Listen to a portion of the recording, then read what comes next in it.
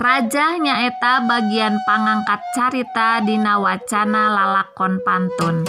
Kukituna rajah teh ayana salawasna dina bagian pangawaina. Nilik eusina saestuna mah rajah teh kaasup galur carita. Muji-muji mumuntang amitan jeung sanduk-sanduk kanu agung. Kaluluhur nedap panang tayungan Paidin jeung pangampura. Lantaran rek ngalalakonkeun tapak lacak nu baheula. Bisi kaliru dina salahna ulah jadi mamala, tapi najan kitu eusina rajah teh kudu wae aya dina bubuka carita pantun sarta aya nu pondok jeung aya nu panjang. Dumasar kana wacana rajah anu kungsi kakumpulkeun anu disambat dina rajah teh kayaning Allah Subhanahu wa Ta'ala, para nabi, para luluhur, karuhun, batara-batari, pohaci.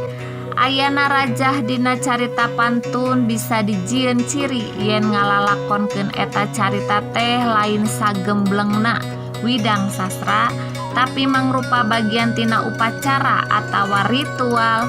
Ayana pernyataan anu nyebutkeun lamun eueuh rajahna lain pantun, yen carita pantun teh sakurang-kurangna alam harita teu bisa lesot tina fungsi ritual.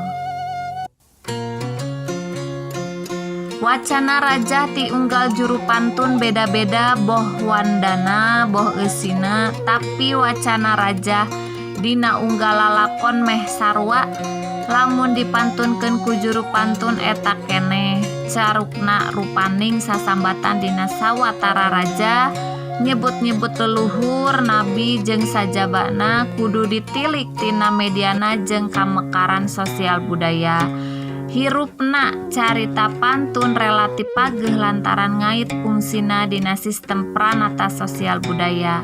Tapi kulantaran pageuh tea teu bisa leupas tina ngaluyukeun proses ngaluyukeun diri marengkeun leokna robahna sistem sosial budaya dina harti jembar dina perspektif kitu bisa kaharti naon sababna aya kajadian carukna sasambatan raja.